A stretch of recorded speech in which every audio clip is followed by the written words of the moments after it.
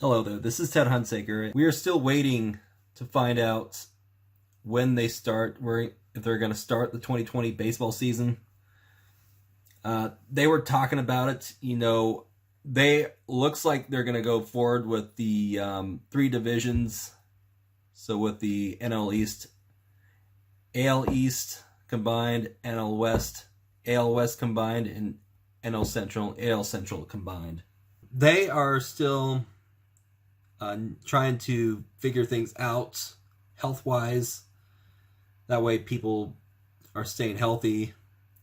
They're having expanded rosters. One of the issues with them getting started is actually the money issue, because as you know, there's not going to be any fans, at least for the beginning, possibly not the whole year, especially in some places like California, New York, and like maybe Michigan, especially where they have strict rules about attendance with like maybe 100 people or more, or 10 people or more. I mean, California, I think it's currently 10 people or less you can have in a group, but you can't really have more. I mean, it's pretty much the same thing with the church meetings. Can't really have church meetings, but that's another topic. I mean, if you can't really have church meetings, I mean, baseball games have a lot more people at the games. So definitely they would not have baseball games. I mean, we are a long ways from probably having fans in the stadium, and we're probably not going to have any fans in the stadium in 2020. Unfortunately, with that in mind, that the player salaries are probably going to be at least cut in half, because they're only playing half the games. They're playing 82 games within the division of National League and American League. So there's not going to be a lot of traveling. It's going to be in a way that they're not going to have to travel as much from, like, say, East Coast to West Coast. They're going to have expanded roster just in case they need to have an expanded roster.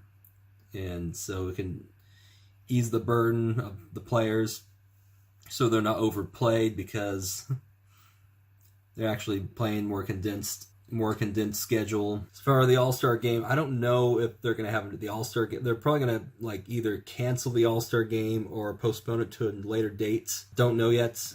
I think the main concern is just getting a season in and then getting to the playoffs. And they're actually going to have 14 teams starting the playoff and doing a way where it's fair for everybody, a shortened season. It's not like a regular season where they're playing 162 games. They're only playing 82 games, and they're not playing in all divisions in the AL and NL, so they're going to start with 14 teams in the postseason. And then just, I don't know how exactly what they're going to do. I mean, I think they're going to end up to the championship series in AL and NL, and then the World Series, of course, is going to be the final to determine the world champion. So anyways, I have been trying to stay entertained with sports. There's really not that much sports around. They did have NASCAR.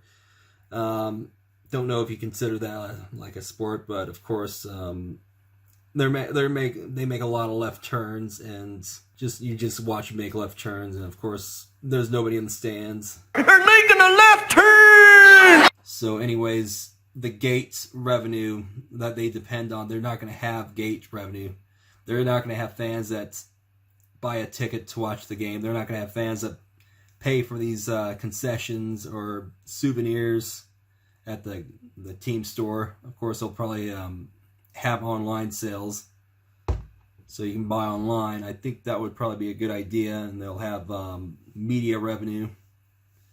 So they definitely have to take a pay cut, and I think it's probably a good idea that they actually do play this year, because if they don't, it's going to hurt them in the future. Don't really have much of a choice but to play the 82 games and hopefully make it a good season. I mean, it's going to suck not being able to go to the games. What I've been doing to occupy my time with sports-wise is I've been watching these games, All-Star games, for like from 81. They're on YouTube, so you can actually look them up. 81, that was actually the year I was born, and that was also an interesting season because they had a strike that year, and they had to split the season, and they played less games than they did, 162 games. So I think they actually played from April to June or April to May, and then they started back up in August. The All-Star game was actually in Cleveland, and that was actually the first game to be played before resuming the regular season. And then I think they had some sort of first round before the league championship series, where they had to make it fair, and so two teams, the team that was leading in the first half and the team that led in the second half, would play each other or something like that, and then move on. It's kind of an interesting scenario. They also had a strike in 1994 where they played, 1995 they played less games because of the strike in 94. They didn't even have World Series in 94 because of the strike. Yeah, I've been watching different games, different like World Series playoff games, like 1981. That was actually the year I was born. It's kind of an interesting year because they had the strike that year and they played less games, and same as this year. It's kind of interesting because I was watching a league championship series of the A's and the Yankees. They didn't have security back then, and it's kind of interesting because people could sneak anything in. Somebody actually snuck some fireworks in and lit them up. If I could just show you the clip on here, what I saw, it was kind of crazy, and I think one of the Yankee fans actually threw a ball and hit the right fielder A's player. Fireworks had just gone off in right field, in the stands.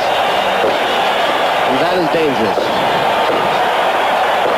Dangerous enough in an open field.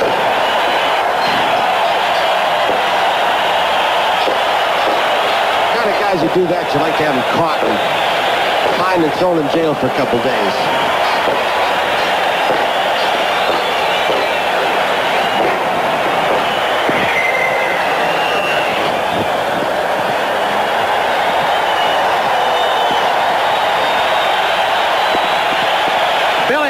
Coming out, they're throwing things from all over. You see they're collecting them between third and home. Somebody got hit in the back out there. Is that Armas who's holding his left side? He's standing in short right field, and something hit him in the back. The trainer, Joe Romo's coming out now. There you see Armas. Actually, Ricky Henderson was on the A's team. Yeah, Ricky Henderson is an awesome player. Holds the record in stolen bases. Played for about over 20 plus years, longevity, and also been watching a lot of home run derby games too. They had that home run derby thing, the original one in the 1960s. They only had for one season because the host actually died after the season was over, and instead of just going on with providing a replacement, they actually had to just decide just to cancel the series. Not have it anymore. Of course, they have home run derby at the All-Star game, but that was the home run derby in the 60s where they actually played in Wrigley Field in Los Angeles. That's where the Los Angeles Angels franchise team, when they started in 1961, they actually started playing there. And then I think they played in Dodger Stadium too, and then they moved to Angel Stadium, Anaheim, and played there ever since 64 it is. So anyways, yeah, I've been watching like old World Series games, learning a lot about the old players like Mickey Mantle. Oh, Mickey Mantle was an awesome player. He hit a lot of long home runs, especially the one in Detroit where his ball ended up in the lumber yard or in a yard. And just, it seems like if he didn't have all these issues with injuries and drinking, then he probably would have easily been able to achieve what Hank Aaron did and what Barry Bonds did. like in the early 2000s. And he could have been a good, definitely a home run hitter. Another thing is I actually watched the 1952 World Series, Game 7 of the 1952 World Series. It was actually the Dodgers and the Yankees. The Dodgers and the Yankees actually played in 1981, the year I was born. My dad was born in 1952, and so they played Dodgers and Yankees. Only difference is that the Dodgers were Brooklyn's. They were the Brooklyn Dodgers in Ebbets Field, where they actually played in Ebbets Field, and the Yankees won that series compared to 1981, where the Dodgers won the World Series and became world champions in 81 and, of course, in 88.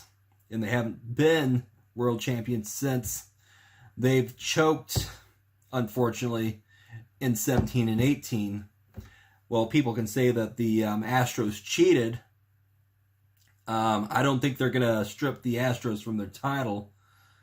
They did punish the Astros by fining them $5 million and taking away their privileges of first-round picks in the drafts, and firing, I think they fired the general manager. So it's kind of sad that people have to resort to cheating.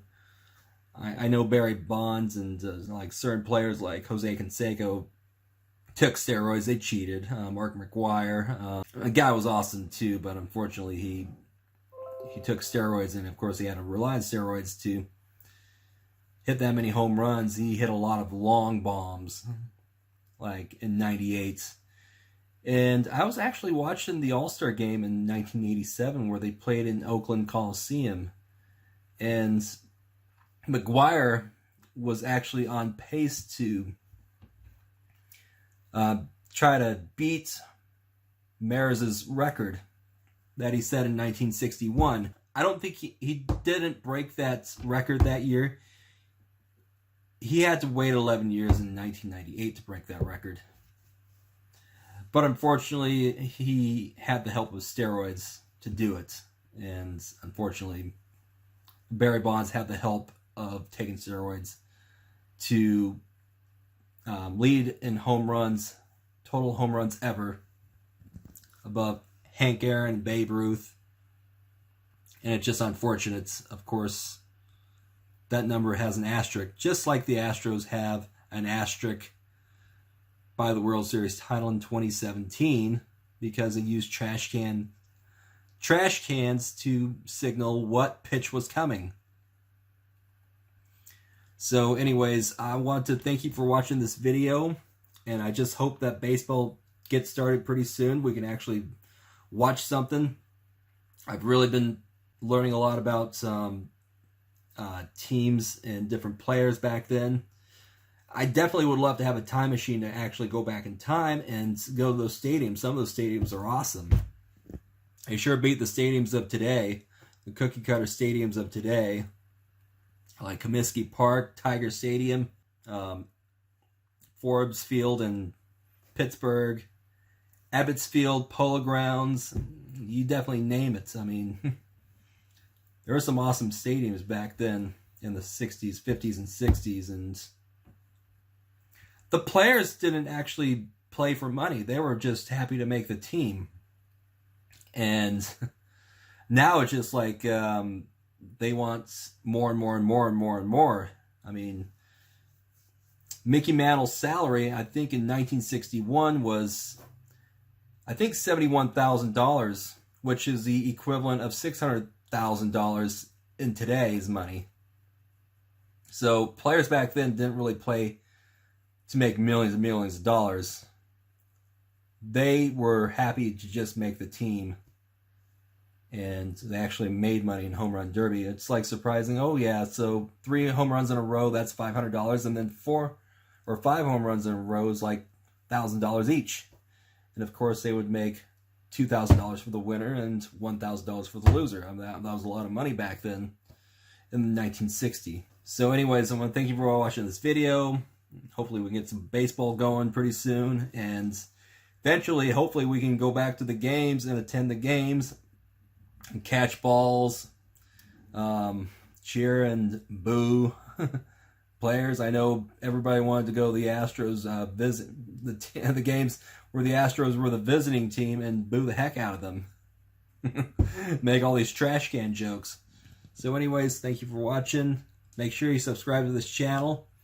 And I'm definitely going to be posting some more videos.